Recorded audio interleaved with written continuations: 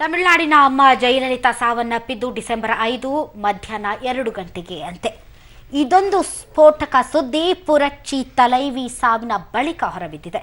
ಅಂದಹಾಗೆ ಜಯಲಲಿತಾ ಸಾವಿನ ವಿಚಾರ ವಿಳಂಬಕ್ಕೆ ಅವರ ಆಪ್ತ ಶಶಿಕಲಾರೇ ಕಾರಣ. ಶಶಿಕಲಾ ಹೆಣದಂತೆ ಅಂದಿನ ಬೆಳವಣಿಗೆಗಳೆಲ್ಲ ನಡೆದಿದೆ. ಅಧಿಕಾರದ ಆಸೆಗಾಗಿ ಪನ್ನೀರ್ ಸೆಲ್ವಂ ಡಿಸೆಂಬರ್ 5ರಂದು ಶಶಿಕಲಾ ಬೆನ್ನು ಬಿದ್ದಿದ್ರು. ಪನ್ನೀರ್ ಸೆಲ್ವಂಗೆ ಪಟ್ಟ ಕಟ್ಟಲು ಸ್ವತಃ ಶಶಿಕಲಾಗೂ ಇಚ್ಛೆ ಇರಲಿಲ್ಲ. ಆದರೆ ಅವರಿಬ್ಬರು ಬಹಳ ಹೊತ್ತ ರಾಜಿ ಸಂಧಾನ ಮಾತುಕತೆಗಳನ್ನು ಆಡಿದ್ರು. ಇದು ಹೆಚ್ಚು ಹೊತ್ತು ತೆಗೆದುಕೊಂಡಿದ್ದರಿಂದ ಜಯ ಸಾವಿನ ವಿಚಾರ ತಿಳಿಸುವುದನ್ನೇ ವಿಳಂಬ ಮಾಡಿದ್ರು. ಬಳಿಕ ಮಧ್ಯಾಹ್ನದ ಹೊತ್ತಿಗೆ ಎಲ್ಲಾ ಶಾಸಕರು ಸಂಸದರನ್ನ ಅಪೋಲೋ ಆಸ್ಪತ್ರೆಗೆ ಕರೆಸಿಕೊಂಡು ಅವರ ಸಾವಿನ ಸುದ್ದಿಯನ್ನ ತಿಳಿಸದೆ 3 ಪುಟಗಳ ಖಾಲಿ ಹಾಳೆಯ ಮೇಲೆ ಸಹಿ ಹಾಕಿಸಿಕೊಂಡ್ರು. ಅದಾದ ಮೇಲೆ ಪನ್ನೀರ್ ಸೆಲ್ವಂ ಅವರಿಗೆ ಸಿಎಂ ಪಟ್ಟ ಕಟ್ಟಲು ನಿರ್ಧಾರವಾಯಿತು. ಇಷ್ಟೆಲ್ಲ ತಂತ್ರ ಮಾಡಿ ಕೊನೆಗೆ ರಾತ್ರಿ 12 ಗಂಟೆಗೆ ಜಯ ಸಾವಿನ ಸುದ್ದಿ ಪ್ರಕಟಿಸಲಾಯಿತು. ಅದೇ ಸಮಯದಲ್ಲಿ ಅತ್ತ ಪನ್ನೀರ್ ಸೆಲ್ವಂಗೆ ಮುಖ್ಯಮಂತ್ರಿ ಪಟ್ಟ ಕಟ್ಟಲಾಯಿತು. ಓಕೆ, ನಾನು ಆಗಲೇ ಬ್ರೇಕ್ ಮುಂಚೆ ಮಾತಾಡ್ತಿದ್ದೆ. ಸಾಮಾನ್ಯವಾಗಿ ಈ ಜನಸಾಮಾನ್ಯ ತಿಳ್ಕೊಳ್ಳೋದೇನಪ್ಪ ಅಂದರೆ ಅರೇಂಜ್ಮೆಂಟ್ ಮಾಡ್ಕೊಳ್ಳೋಕ್ಕೋಸ್ಕರ ದೊಡ್ಡ ದೊಡ್ಡ ಸೆಲೆಬ್ರಿಟಿಗಳ ಆ ಥರ ನಿಧನರಾದಾಗ ಈ ಥರದ್ದೆಲ್ಲ ಬೆಳವಣಿಗೆ ನಡೆಯುತ್ತೆ, ಅರೇಂಜ್ಮೆಂಟ್ ಮಾಡ್ಕೋಬೇಕು ಅಂತ. ಬಟ್ ಹೊರಗಡೆ ಗೊತ್ತಾಗೋ ಹಾಗೆ ಏನೂ ನಡೆದಿಲ್ಲ ಹಂಗೆ ನೋಡೋಕ್ಕೋದ್ರೆ. ಬಟ್ ಈ ಸ್ಫೋಟಕ ಮಾಹಿತಿ ಗೊತ್ತಾಗಿರೋದೇನಪ್ಪ ಅಂದರೆ ಒಳಗಡೆ ಆ ರಾಜಕೀಯದ ಒಂದು ಗುದ್ದಾಟ ತಿಕ್ಕಾಟ ತೆರೆಮರೆಯಲ್ಲಿ ನಡೀತಾ ಇದೆ ಅಂತ. ಏನಾಗುತ್ತೆ ಹಾಗಾದರೆ AIADMK ಕತೆ? ಬಿಕಾಸ್ CM ಸಿಕ್ಕರು, ಆದರೆ ಒಬ್ಬ ನಾಯಕ ಸಿಕ್ಕಿಲ್ಲ ಅವ್ರಿಗಿನ್ನು ಅಂತ ಅನಿಸ್ತು.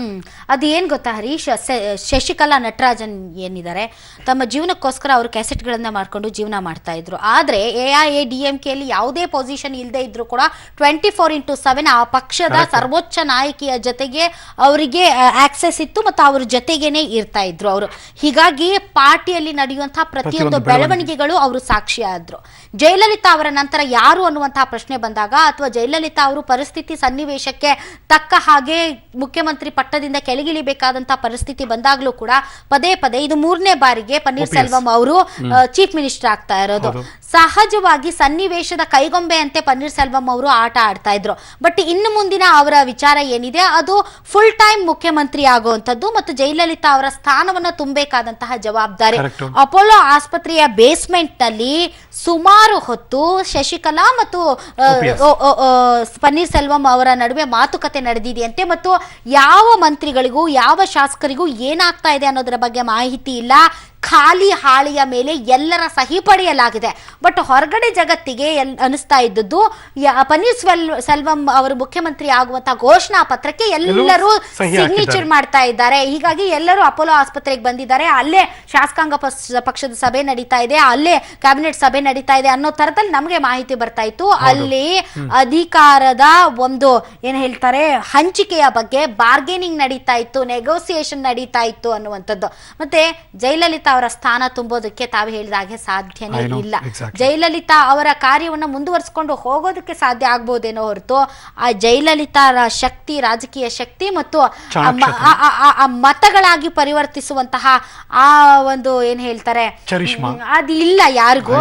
ಆದ್ರೆ ಇಲ್ಲಿ ನಮ್ಗೆ ಗೊತ್ತಾಗ್ತಾ ಇರೋದು ಜಯಲಲಿತಾ ಅವರ ಸಾವನ್ನ ಮುಂದಿಟ್ಟುಕೊಂಡು ಅಧಿಕಾರ ಹಂಚಿಕೆಗೋಸ್ಕರ ನೆಗೋಷಿಯೇಷನ್ ನಡೀತಾ ಇತ್ತು ಅನ್ನೋದೇ ಒಂದು ದೊಡ್ಡ ದುರ್ದೈವದ ಸಂಗತಿ. ಎಕ್ಸಾಕ್ಟ್ಲಿ, ರಾಧಾ ಹೇಳಿದಾಗೆ ಜಯಲಲಿತಾ ಅವರ ಅಕಾಲಿಕ ನಿಧನದ ಬಳಿಕ ತಮಿಳುನಾಡಿನಲ್ಲಿ ರಾಜಕೀಯ ಲೆಕ್ಕಾಚಾರ ಈಗ ಜೋರಾಗಿ ನಡೀತಾ ಇದೆ. ಜಯಾಗೆ ಪರ್ಯಾಯ ಶಕ್ತಿಯಾಗಿ ಈಗ ಭಾರತೀಯ ಜನತಾ ಪಕ್ಷದವರು ರಜನಿಕಾಂತ್ ಅವರನ್ನ ತರಬೇಕು ಅಂತ ಯೋಚನೆ ಮಾಡ್ತಿದ್ದಾರಂತೆ. ಇದಕ್ಕೋಸ್ಕರ ರಜನಿಕಾಂತ್ ಅವರನ್ನ BJP ತನ್ನ ದಾಳ ಮಾಡ್ಕೊಳ್ಳೋದಕ್ಕೆ ಮುಂದಾಗಿದೆ ಅನ್ನೋ ಮಾಹಿತಿ ಈಗ ಲಭ್ಯವಾಗ್ತಾ ಇದೆ. ಆದರೆ ಇದ್ರ ಬಗ್ಗೆ ರಜನಿಕಾಂತ್ ಅಥವಾ BJP ಏನು ಮಾಹಿತಿಯನ್ನು ಕೊಟ್ಟಿಲ್ಲ. ಇದಿಷ್ಟು ಕೂಡ ತೆರೆ ಮರೆಯಲ್ಲಿ ನಡೀತಿರುವಂತಹ ದೊಡ್ಡ ಮಟ್ಟದ ಕಸರತ್ತು. ಅಮ್ಮನ ಉತ್ತರಾಧಿಕಾರಿಯಾಗಿ ಮೊದಲಿಂದಲೂ ಕೂಡ ಇರುವಂತಹ ಹೆಸರಾದ ನಟ ಅಜಿತ್ರನ್ನ ಪಕ್ಷಕ್ಕೆ ಕರೆತರಬೇಕು ಅಂತ AIADMK ಸಹ ಪ್ರಯತ್ನ ಪಡ್ತಾ ಇದೆ. ನೆನಪಿರ್ಬೋದು, ಇವತ್ತು ಮುಂಜಾನೆ ಅಜಿತ್ ಕೂಡ ಅವರ ಸಮಾಧಿ ಹತ್ರ ಬಂದಿದ್ರು ಅಂತಿಮ ನಮನವನ್ನ ಸಲ್ಲಿಸೋದಕ್ಕೆ. ಜಯ ಅವರ ಆಪ್ತೆ ಶಶಿಕಲಾ ಅವರೇ ಅಧಿಕಾರಕ್ಕೆ ಬಂದರೂ ಕೂಡ ಬರಬಹುದು ಅನ್ನೋ ಮಾತನ್ನು ಕೂಡ ತಳ್ಳಿ ಹಾಕೋ ಇದಕ್ಕೆ ಪುಷ್ಟಿ ಅನ್ನೋ ಹಾಗೆ ಜಯ ಆಪ್ತರಾಗಿದ್ದ ಹಾಲಿ BJP ಸಂಸದ ಸುಬ್ರಮಣಿಯನ್ ಸ್ವಾಮಿ ಕೂಡ ಹೊಸ ಬಾಂಬ್ ಸಿಡಿಸಿದ್ರು. ಶಶಿಕಲಾ ನಿರೀಕ್ಷೆಯನ್ನ ತಲುಪಲಾಗದೆ ಪನ್ನೀರ್ ಸೆಲ್ವಂ ಆಡಳಿತದಡಿ ಅಣ್ಣಾ DMK ಹೋಳಾಗುತ್ತಿದೆ ಅಂತ ಹೇಳಿಕೆ ಕೊಟ್ಟಿದ್ದಾರೆ. ಈ ಮಧ್ಯೆ ಪನ್ನೀರ್ ಸೆಲ್ವಂಗೆ ಕರ್ನಾಟಕದ ಸಂಪೂರ್ಣ ಸಹಕಾರ ನಿಮಗಿದೆ, ನಿಮ್ಮ ಆಡಳಿತದಲ್ಲಿ ಯಶಸ್ವಿ ಸಾಧಿಸಿ ಉಭಯ ರಾಜ್ಯಗಳ ಸಮನ್ವಯತೆ ಮುಂದುವರಿಯಲಿ ಅಂತ ಮುಖ್ಯಮಂತ್ರಿ ಸಿದ್ದರಾಮಯ್ಯನವರು ಒಂದು ಪತ್ರ ಬರೆದರು.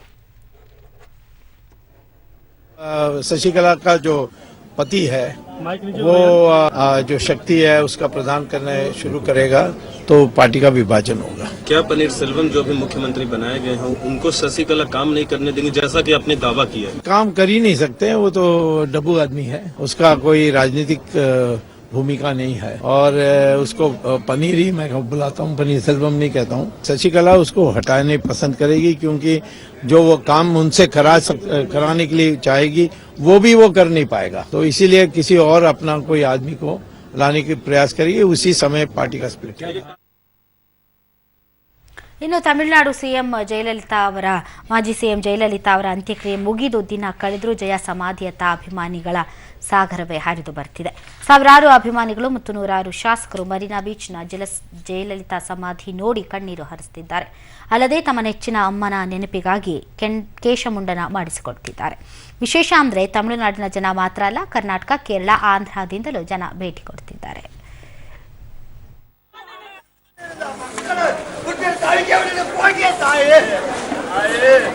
முடியலையம்மா என்ன மாதிரி எத்தனையோ லட்சம் கணங்கள் இன்னைக்கு அம்மா அம்மானு புலம்புது. இருந்து என்னம்மா கடவுளுக்கு தெய்வமே இல்லையே, இந்த தெய்வத்தை யாரு பார்க்க போறோம், யாரு கால விட்டு வர போறோம், எல்லாமே முடிஞ்சு வச்சு நாங்கள் போகிறோமே. 10 ರೂಪಾಯಿಗೆ 3 ಚಪಾತಿ ಕುಡಿದ ತಲೆ. ಆರ್ಯರಿಂದ ಬಂದಿದ್ದೀವಿ, ಅಮ್ಮನ ನೋಡೋಕ್ಕೋಸ್ಕರ ಬಂದಿದ್ವಿ. ಆದ್ರೆ ಅಮ್ಮ ನಮಗೆ ನೋಡೋಕೆ ಚಾನ್ಸ್ ಸಿಗ್ಲಿಲ್ಲ. ನಿನ್ನೆ ನೈಟೇ ಬಂದು ಕಾಯ್ತಾ ಇದ್ವಿ, ಆದ್ರೂ ಆಗ್ಲಿಲ್ಲ. ನಮಗೂ ಬಹಳ ಹೆಲ್ಪ್ ಮಾಡಿದ್ದಾರೆ. ತಂಗಿ ಮದುವೆಗಿಂದ ಹಿಡ್ಕೊಂಡು ಎಲ್ಲದಕ್ಕೂ ಒಂದು ಒಳ್ಳೆ ಹೆಲ್ಪ್ ಮಾಡಿದ್ರು ಅಮ್ಮ ಅವರು. ಇವಾಗ ಅಮ್ಮ ಅವರು ಇಲ್ಲ, ಅದಕ್ಕೋಸ್ಕರ ಬಹಳ ದುಃಖ ಆಗ್ತಾ ಇದೆ ನಮಗೆ. ನಿಮ್ಗೆ ಏನ್ ಹೆಲ್ಪ್ ಆಗಿದೆ ಅಮ್ಮಂದ MGR ಏನೇನ್ ಮಾಡಿದ್ರು ಆ ತರ ಒಳ್ಳೇದು ಇವ್ರು ಮಾಡಿದ್ದಾರೆ. ಜನಗಳಿಗೋಸ್ಕರ ಹೋರಾಡಿದ್ದು, ಅವ್ರ ಸ್ವಂತಕ್ಕೋಸ್ಕರ ಏನು ಹೋರಾಡಿಲ್ಲ. ನಮ್ ಜನ ಬೇಕು, ನಮ್ ಇದು ಬೇಕು ಅಂತ ಎಲ್ಲ ಹಂಗೆ ಇದ್ದಿದ್ದು. ಒಬ್ರಿಗ ಇಬ್ಬರಿಗ 1000 ಜನಕ್ಕೆ, ಲಕ್ಷ ಜನಕ್ಕೆ, ಕೋಟಿ ಜನಕ್ಕೆ ಇವತ್ತು ಹೊರ ದೇಶಗಳಲ್ಲೂ ಅಮ್ಮ ಅಂದ್ರೆ ಓ ಜಯಲಲಿತಾನ ಅನ್ನುವಂತ ಒಂದು ವಿಶೇಷವಾಗಿ ಆ ಅಮ್ಮ ಬೆಳೆದಿದ್ದಾರೆ. ಅವತ್ತು MGRಗೆ ನೋಡಿದಂತ ಜನಕ್ಕಿಂತ ಜಾಸ್ತಿ ಇವತ್ತು ಆ ಜನನ ನಾವು ನೋಡೋದಂತ ಒಂದು ಕಣ್ಣಲ್ಲಿ ಒಂದು ತೃಪ್ತಿ ಸಿಕ್ಕಿದೆ ಸರ್. ಇನ್ನು ಜಯಲಲಿತಾ ಅವರು ನಿಧನರಾದ ಬೆನ್ನಲ್ಲೇ ತಮಿಳುನಾಡಿನ ರಾಜಕೀಯ ವಿಡಂಬನಾಕಾರ, ರಂಗಕರ್ಮಿ, ಹಾಸ್ಯ ನಟ, ಹಿರಿಯ ಪತ್ರಕರ್ತ, ರಾಜಕಾರಣಿ 83 ವರ್ಷದ ಚೋ ರಾಮಸ್ವಾಮಿ ವಿಧಿವಶರಾಗಿದ್ದಾರೆ. ಉಸಿರಾಟ ತೊಂದರೆಯಿಂದ ಬಳಲ್ತಾ ಇದ್ದ ಚೋ ರಾಮಸ್ವಾಮಿ ಅವರು ನವೆಂಬರ್ 29ನೇ ತಾರೀಕು ಚೆನ್ನೈ ಅಪೋಲೋ ಆಸ್ಪತ್ರೆಗೆ ದಾಖಲಾಗಿದ್ದರು. ಆದರೆ ಇವತ್ತು ಮುಂಜಾನೆ 4:30 ಸುಮಾರಿಗೆ ಹೃದಯಾಘಾತದಿಂದ ಸಾವನ್ನಪ್ಪಿದ್ರು. ತೊಗಲಕ್ ಪತ್ರಿಕೆ ಮೂಲಕ ರಾಜಕೀಯ ಸನ್ನಿವೇಶಗಳನ್ನು ಉಗ್ರವಾಗಿ ಟೀಕಿಸಿ ಬರಿತಾ ಇದ್ರು. ಅಲ್ಲದೆ ಜಯಲಲಿತಾ ಅವರಿಗೆ ಆತ್ಮೀಯರಾಗಿದ್ದರು. ಪ್ರಧಾನಿ ನರೇಂದ್ರ ಮೋದಿ ಅವರು ಸೇರಿದ ಹಾಗೆ ದೇಶದ ಗಣ್ಯಾತಿ ಗಣ್ಯರು ಸಂತಾಪ ಸೂಚಿಸಿದ್ದಾರೆ. Welcome back. ಬಿಗ್ ಬ್ರಿಟನ್ಗೆ ಮತ್ತೊಮ್ಮೆ ಸ್ವಾಗತ. ಬೆಂಗಳೂರಲ್ಲಿ ಚಿಕ್ಕರಾಯಪ್ಪ ಜಯಚಂದ್ರ ಅವರಿಂದ ವಶಪಡಿಸಿಕೊಂಡ 5.7 ಕೋಟಿ ಹೊಸ ನೋಟು ಸಿಕ್ಕಿರುವ ಹಿಂದೆ ಬ್ಯಾಂಕ್ ಅಧಿಕಾರಿಗಳ ಕೈವಾಡ ಇರೋದು ಬೆಳಕಿಗೆ ಬಂದಿದೆ. ಈ ನಿಟ್ಟಿನಲ್ಲಿ ದೇಶದಾದ್ಯಂತ 58ಕ್ಕೂ ಹೆಚ್ಚು ಬ್ಯಾಂಕುಗಳ ಮೇಲೆ ಜಾರಿ ನಿರ್ದೇಶನಾಲಯ ED ಏಕಕಾಲಕ್ಕೆ ದಾಳಿ ನಡೆಸಿತು. ನೋಟ್ ಸೀಸ್ ಲಿಸ್ಟ್ನಲ್ಲಿ ದೇಶಕ್ಕೆ ನಂಬರ್ 1 ಆಗಿರುವಂತಹ ಕರ್ನಾಟಕದ, ಅದರಲ್ಲೂ ಬೆಂಗಳೂರಿನ ಆಕ್ಸಿಸ್ ಬ್ಯಾಂಕ್, ICICI, ಕೆನರಾ ಬ್ಯಾಂಕುಗಳ 6 ಬ್ರಾಂಚ್ಗಳ ಮೇಲೆ ದಾಳಿ ನಡೆಸಿ ಪರಿಶೀಲನೆ ನಡೆಸಿತು. ಇನ್ನು ರಾಜ್ಯದಲ್ಲಿ ಇವತ್ತು ಕೂಡ 1 ಕೋಟಿಗೂ ಅಧಿಕ ಹಣವನ್ನು ಸೀಸ್ ಮಾಡಲಾಗಿದೆ. ಗೋವಾ ಒಂದರಲ್ಲೇ 2,000 ರೂಪಾಯಿ ಮುಖಬೆಲೆಯ ಬರೋಬ್ಬರಿ 1.5 ಕೋಟಿಯ ಹೊಸ ನೋಟು ಜಪ್ತಿಯಾಗಿದೆ. ಹಾಗಾದ್ರೆ ಎಲ್ಲೆಲ್ಲಿ ಎಷ್ಟೆಷ್ಟು ಸೀಸ್ ಆಗಿದೆ ಅಂತ ಒಂದ್ಸರಿ ನೋಡ್ಕೊಂಡ್ಬರೋಣ. ಹೊಸಕೋಟೆಯಲ್ಲಿ 19 ಲಕ್ಷ, ಚಳ್ಳಕೆರೆಯಲ್ಲಿ 37.30 ಲಕ್ಷ, ಕಾರವಾರದಲ್ಲಿ 37.78 ಲಕ್ಷ, ಬೆಳಗಾವಿ 1.5 ಲಕ್ಷ ಹಳೆ ನೋಟು, 10 ಲಕ್ಷ ಹೊಸ ನೋಟು. You can imagine. ಇನ್ನು ಬಿಹಾರದ ಗಯಾದಲ್ಲಿ 35 ಲಕ್ಷ ಹಳೆ ನೋಟು ಸಿಕ್ಕಿದೆ. ಇನ್ನು 13,860 ಕೋಟಿ ಹಣ ಘೋಷಿಸಿಕೊಂಡ ಗುಜರಾತ್ ಉದ್ಯಮಿ ಮಹೇಶ್ ಶಾಗೆ 3 ವರ್ಷ ಜೈಲು ಶಿಕ್ಷೆ ಆಗೋ ಸಾಧ್ಯತೆ ಇದೆ. ಈ ಮಧ್ಯೆ ಸ್ವಚ್ಛ ಭಾರತ್ ಕೋಶಕ್ಕೆ ಇಲ್ಲಿವರೆಗೆ 455 ಕೋಟಿ ಹರಿದು ಬಂದಿದೆ ಆ ಖಾತೆಗೆ. ಇದರಲ್ಲಿ ಮಾತಾ ಅಮೃತಾನಂದಮಯಿ ಧಾರ್ಮಿಕ ಸಂಸ್ಥೆ ಬರೋಬ್ಬರಿ 100 ಕೋಟಿ ದೇಣಿಗೆ ಕೊಟ್ಟಿದೆ.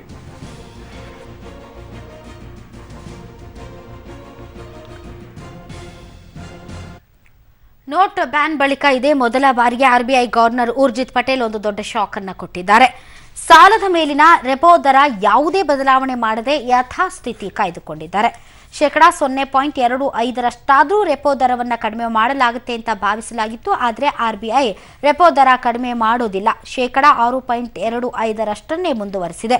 ಇದರಿಂದ ಸಾಲದ ಮೇಲಿನ ಬಡ್ಡಿ ದರ ಕಡಿಮೆ ಆಗಲ್ಲ. ಇದೇ ವೇಳೆ ನೋಟ್ ಬ್ಯಾನ್ ನಿಷೇಧ ಉದ್ದೇಶಪೂರ್ವಕ ಅತ್ಯುತ್ತಮ ನಿರ್ಧಾರ ಅಂತ RBI ಗವರ್ನರ್ ಊರ್ಜಿತ್ ಪಟೇಲ್ ಸ್ಪಷ್ಟಪಡಿಸಿದ್ದಾರೆ. ಇಲ್ಲಿಯವರೆಗೆ ಬರೋಬ್ಬರಿ 11.5 ಲಕ್ಷ ಕೋಟಿ ರೂಪಾಯಿ ಹಣ ಬ್ಯಾಂಕ್ಗಳಲ್ಲಿ ಜಮೆಯಾಗಿದೆ ಎಂದರು. ಜೊತೆಗೆ ನೋಟ್ ಬ್ಯಾನ್ ಬಳಿಕ ದುರ್ಮರಣಕ್ಕೀಡಾದವರಿಗೆ 2.5 ಲಕ್ಷ ಪರಿಹಾರ ನೀಡೋದಾಗಿ ಘೋಷಿಸಿದರು. ನೋಟ್ ನಿಷೇಧವಾಗಿ 29 ದಿನಗಳಾದರೂ ಹಣಕ್ಕಾಗಿ ಜನರ ಪರದಾಟ ಮಾತ್ರ ತಪ್ಪಿಲ್ಲ. ಬೆಂಗಳೂರಿನಲ್ಲಿ 90% ATMಗಳು no cash out of service board ಹಾಕಿವೆ. ಸ್ವೈಪ್ ಮಷಿನ್ಗಳು ಅವಶ್ಯಕತೆಯಷ್ಟು ಲಭ್ಯವಾಗ್ತಾ ಇಲ್ಲ. Reduction of 25 basis points in the policy repo rate on the basis of its assessment of the inflation path for the rest of the year based on the information available up to August and high frequency indicators in September. ಅಲ್ಲ ಹರೀಶ್, ಇದು note ban ಆದ್ಮೇಲೆ ಹಣ ಏನಿದೆ ಮನೆಯಲ್ಲಿ ಇದ್ದಂಥದ್ದು ಅಥವಾ ವ್ಯವಹಾರಕ್ಕೆ ಬರದೇ ಇರುವಂಥದ್ದು, ಬ್ಯಾಂಕಿಂಗ್ ವ್ಯವಸ್ಥೆ ಒಳಗಡೆ ಬರದೇ ಇರುವಂತಹ ಹಣ ಫ್ಲೋ ಜಾಸ್ತಿ ಆಗುತ್ತೆ, ಬ್ಯಾಂಕ್ಗಳಿಗೆ ಡೆಪಾಸಿಟ್ಗಳು ಜಾಸ್ತಿ ಆಗುತ್ತೆ, ಸಾಲದ ಮೇಲಿನ ಬಡ್ಡಿ ದರ ಕಡಿಮೆ ಆಗುತ್ತೆ ಅಂತ ಎಲ್ಲರೂ ವಿಶ್ಲೇಷಣೆ ಮಾಡ್ತಾ ಇದ್ರು. ತೀರಾ ಅಲ್ಲದೆ ಇದ್ರು ಸ್ವಲ್ಪ ಆದರೂ ಕಡಿಮೆ ಆಗುತ್ತೆ ಅಂತ ರಂಗನಾಥ್ ಸರ್ ಹೇಳ್ತಾ ಇದ್ರು. ಏನು ಮಾಡ್ತೀರಿ ಬ್ಯಾಂಕಲ್ಲಿ ಇಟ್ಕೊಂಡು, ಸೊ ಹೀಗೆ ಹೊಸ ಹೊಸ ಲೋನ್ಗಳನ್ನು ಕೊಡೋದ್ರಿಂದ ಅಥವಾ ಬಡ್ಡಿ ದರ ಕಡಿಮೆ ಮಾಡೋದ್ರಿಂದ ನಿಮಗೆ ಲಾಭ ಅವಲ್ಲ, ಡೆಪಾಸಿಟ್ ಇಟ್ಕೊಂಡ್ರೆ ನಿಮಗೆ ದುಡ್ಡು ಜಾಸ್ತಿ ಆಗುತ್ತಾ ಬ್ಯಾಂಕ್ಗಳಿಗೆ ಅಂತೆಲ್ಲ ಹೇಳ್ತಾ ಇದ್ರು. ಸೊ ಎಲ್ಲೋ ಒಂದು ನಿರೀಕ್ಷೆ ಇತ್ತು ಬಡ್ಡಿ ದರ ಕಡಿಮೆ ಆಗುತ್ತೆ ಅಂತ. ಆದರೆ ಇವತ್ತು ಅವರು ಹೇಳ್ತಾ ಇರೋ ಪ್ರಕಾರ ಇಲ್ಲ, ಅಂದ್ರೆ ಆಗಲ್ಲ, ಯಾವುದೇ ರೀತಿಯಾದಂತಹ ಬಡ್ಡಿ ದರದಲ್ಲಿ ಕಡಿಮೆ ಇಲ್ಲ ಅನ್ನೋದನ್ನ ಅವರು ಸ್ಪಷ್ಟಪಡಿಸಿದ್ದಾರೆ. ಗೊತ್ತಿಲ್ಲ ಈ ಕ್ಷಣಕ್ಕೆ ಈ ನಿರ್ಧಾರ ಇರ್ಬೋದೇನೋ, ಮುಂಬರೋ ದಿವಸದಲ್ಲಿ ಮರುಪರಿಶೀಲನೆಗೆ ಅವಕಾಶ ಇರುತ್ತೆ, ಅದನ್ನ ಹೇಗೆ ಮಾಡ್ತಾರೆ ಅಂತ ಗೊತ್ತಿಲ್ಲ. ಬಟ್ ಪಬ್ಲಿಕ್ ಟಿವಿ ಇವತ್ತು ಕೂಡ ಅಂದ್ರೆ ನೋಟ್ ಬ್ಯಾನ್ ಆಗಿ 29 ದಿವಸ ಕಳೀತು. ನಾವು ಕೂಡ ಒಂದು ರಿಯಾಲಿಟಿ ಚೆಕ್ ATM ಮುಂದೆ ಮಾಡ್ಕೊಂಡ್ಬಂದ್ವಿ. ನನ್ನ ಕೊಲಿಗ್ ಪವಿತ್ರ ಕಡ್ತಲ್ಲ ನಿಮ್ಮ ಮುಂದೆ ಇಡ್ತಿದ್ದಾರೆ ರಿಪೋರ್ಟ್ನ. ಈಗ ಶಾಂತಿನಗರದಲ್ಲಿದ್ದೀವಿ. ಇಲ್ಲಿ ATMಗಳು ಯಾವ ರೀತಿ ಪರಿಸ್ಥಿತಿಯಲ್ಲಿದೆ ಅಂತ ನೋಡೋದಾದ್ರೆ ಇಲ್ಲಿನೂ ಸೇಮ್ ಕಂಡೀಷನ್. ಇಲ್ಲಿರುವಂತಹ ಒಂದು ಲಕ್ಷ್ಮೀ ವಿಲಾಸ ಬ್ಯಾಂಕ್ ಇದೆ, ಇಲ್ಲಿನ ಒಂದು ATM ಕೂಡ ಇದೇ ರೀತಿ ಔಟ್ ಆಫ್ ಆರ್ಡರ್ ಅಂತ ತೋರಿಸ್ತಾ ಇದೆ. ಇಲ್ಲಿನ ಜನರು ಹೇಳೋ ಪ್ರಕಾರ ಸತತವಾಗಿ ಕಳೆದ ಒಂದು ತಿಂಗಳಾಯಿತು ನೋಟ್ ನಿಷೇಧದ ನಂತರ ಇದೇ ರೀತಿಯ ಕಂಡೀಷನ್ನಲ್ಲಿ ಈ ATM ಕೂಡ ಇದೆ.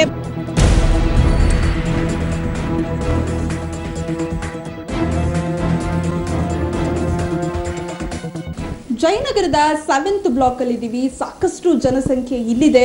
ಸೊ ಇಲ್ಲಿನ ಕೆನರಾ ಬ್ಯಾಂಕ್ ಮುಂಭಾಗ ಇದ್ದೀವಿ. ಇಲ್ಲಿನ ಪರಿಸ್ಥಿತಿಯು ಕೂಡ ಅದೇ ರೀತಿ ಇದೆ. ನೀವು ಇಲ್ಲಿ ಬೋರ್ಡ್ ನಾನು ಕೂಡ ನೋಡಬಹುದು. ATM ದುರಸ್ತಿಯಲ್ಲಿದೆ ಅಂತಹ ಕಳೆದ ಒಂದು 15-20 ದಿನಗಳಿಂದಲೂ ಕೂಡ ಇಲ್ಲಿನ ಕೆನರಾ ಬ್ಯಾಂಕ್ನಲ್ಲಿರುವಂತಹ ಒಂದು ATMಗಳಲ್ಲಿ ದುಡ್ಡು ಬರ್ತಾ ಇಲ್ಲ. ಇದೇ ರೀತಿ ATM ದುರಸ್ತಿಯಲ್ಲಿದೆ, ಔಟ್ ಆಫ್ ಆರ್ಡರ್ ಅನ್ನುವಂತಹ ಬೋರ್ಡ್ ಕಂಡು ಬರ್ತಾ ಇದೆ. ನಾವೀಗ ಜಯನಗರ 4th ಬ್ಲಾಕ್ ಅಲ್ಲಿ ಇದ್ದೀವಿ. ಸಿಕ್ಕಾಪಟ್ಟೆ ಶಾಪಿಂಗ್ ಏರಿಯಾ ಇದು, ತುಂಬಾ ಜನ ಓಡಾಡ್ತಾರೆ. ಕೋಟಕ್ ಮಹೀಂದ್ರ ಬ್ಯಾಂಕ್ನಲ್ಲೂ ಕೂಡ ಒನ್ಸ್ ಅಗೇನ್ ಅದೇ ಬೋರ್ಡ್ ನೋ ಕ್ಯಾಶ್ ಅನ್ನುವಂತಹ ಬೋರ್ಡ್ ಇದೆ. ಸೊ ಕಳೆದ 15 ದಿನಗಳಿಂದ ಇಲ್ಲೂ ಕೂಡ ಇದೇ ಪರಿಸ್ಥಿತಿ, ನೋ ಕ್ಯಾಶ್ ಅನ್ನುವಂತಹ ಬೋರ್ಡ್ ಇದೆ. ಬಹುಶಃ ಶಾಪಿಂಗ್ ಮಾಡೋದಕ್ಕೆ ದುಡ್ಡು ತಗೊಳ್ಳೋದಕ್ಕೆ ಬರೋರು ಹಾಗೆ ವಾಪಸ್ ಹೋಗಿರ್ತಾರೆ.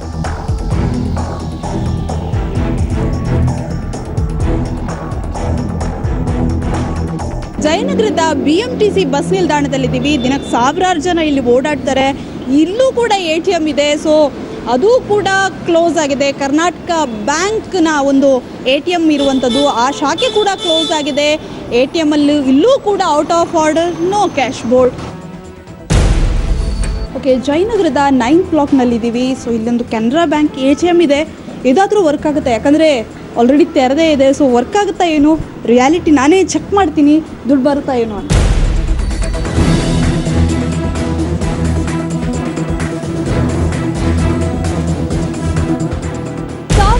1500ರ ನೋಟು ಬ್ಯಾನ್ ಆಗಿ 1 ತಿಂಗಳಾಗ್ತಾ ಬಂತು. ಆದ್ರೆ ಬ್ಯಾಂಕ್ನ ಮುಂದೆ ಕ್ಯೂ ಕರಗಲಿಲ್ಲ.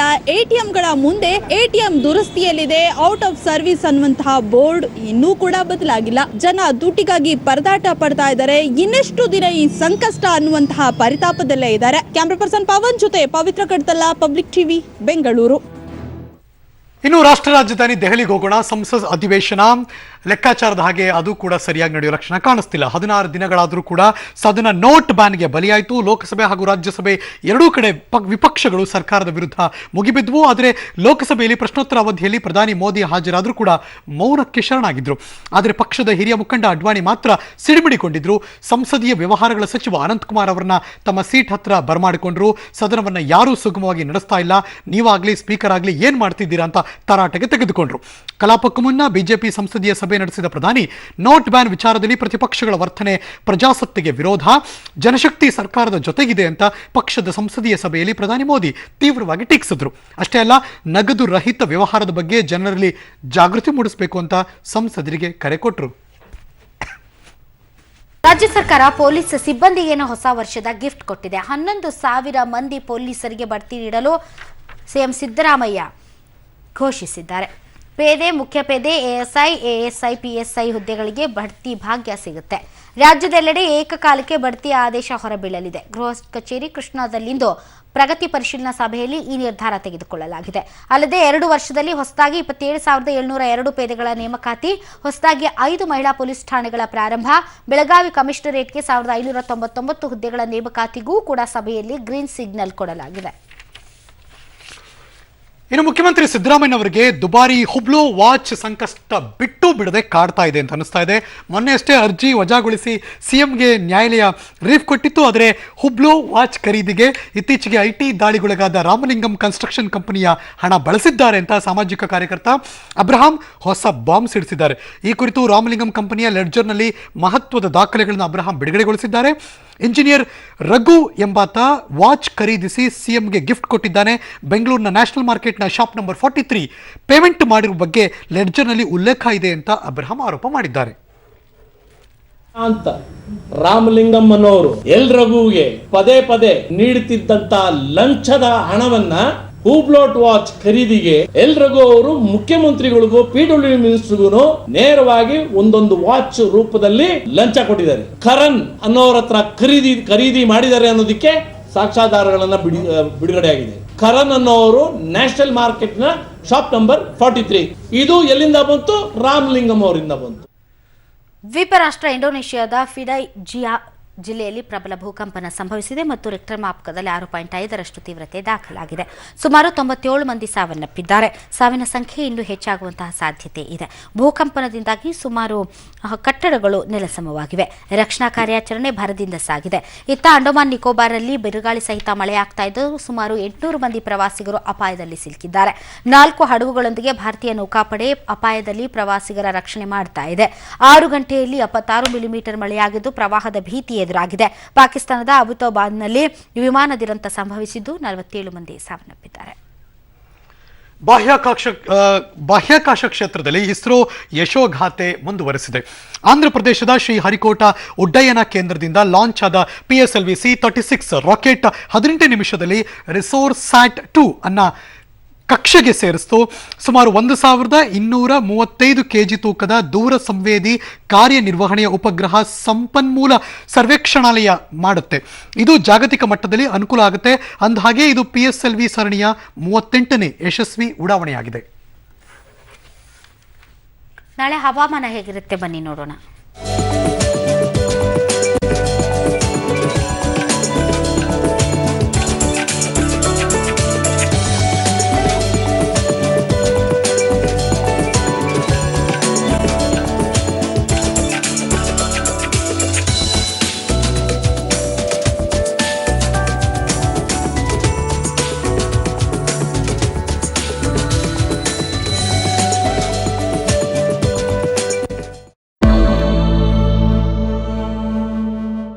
ತಮಿಳುನಾಡು ಮುಖ್ಯಮಂತ್ರಿ ಅಭಿಮಾನಿಗಳ ಅಮ್ಮ ಪುರುಚಿ ತಲೈವಿ ಜಯಲಲಿತಾ ಯುಗಾಂತ್ಯವಾಗಿದೆ. ಅನಾರೋಗ್ಯದಿಂದ ಚೆನ್ನೈನ ಅಪೋಲೋ ಆಸ್ಪತ್ರೆಯಲ್ಲಿ ಕಳೆದ 75 ದಿನಗಳ ಕಾಲ ಜೀವನ್ ಮರಣದ ನಡುವೆ ಹೋರಾಡಿದ್ರು. ಕೊನೆಗೂ ಕೂಡ ಇಹಲೋಕದ ಪಯಣವನ್ನು ಮುಗಿಸಿದ್ದಾರೆ. ಲಕ್ಷಾಂತರ ಅಭಿಮಾನಿಗಳ ಶೋಕ ಸಾಗರದ ಮಧ್ಯೆ ಮರೀನಾ ಬೀಚ್ನ MGR ಸ್ಮಾರಕ ಪಕ್ಕದಲ್ಲೇ ಅಸ್ತಂಗತರಾದರು, ಅಮರರಾದರು ಜಯಲಲಿತಾ.